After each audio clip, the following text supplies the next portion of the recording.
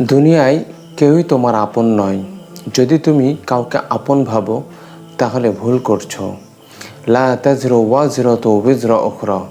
হাসরের ময়দানে কেউ কারোর বোঝা বহন করবে না। অতএব তোমার আমল তোমাকেই গোছাতে হবে, তোমার কাজ তোমাকেই করতে হবে।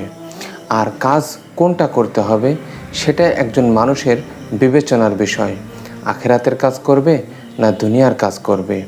দুনিয়া ও আখেরাত দুইটার কাজই করতে হবে। আল্লাহ তাআলা শিখিয়েছেন, রব্বানা আতিনা ফিদ দুনিয়া হাসানা অফিল আখিরাতে হাসানা ওয়াকিনা আযাবান নার। হে আমার প্রতিপালক, তুমি আমাকে দুনিয়ায় হাসানা দান করো, আমাকে আখেরাতে কল্যাণ দান করো। তার মানে দুনিয়া ও আখেরাত দুইটাই আমাদের প্রয়োজন। আর দুনিয়া মাজরা আতুল আখেরা, দুনিয়াতে থেকেই আখেরাতের সামানা গোছাতে হবে। অতএব বেশি বেশি ইবাদত বন্দেগী করতে হবে, আল্লাহ তাআলার স্মরণে মশগুল থাকতে হবে। দেখবে যে তোমার সমস্ত বিপদ আপদ বালা মুসিবত আল্লাহ তাআলা এমনিতেই দূর করে দিয়েছেন। তুমি যদি আল্লাহকে সামনে রাখো তাহলে দুনিয়ার সমস্ত কিছু তোমার হাতে চলে আসবে। তুমি যদি আল্লাহকে পিছনে রাখো তাহলে দুনিয়ার সমস্ত কিছু তোমার বরবাদ হয়ে যাবে।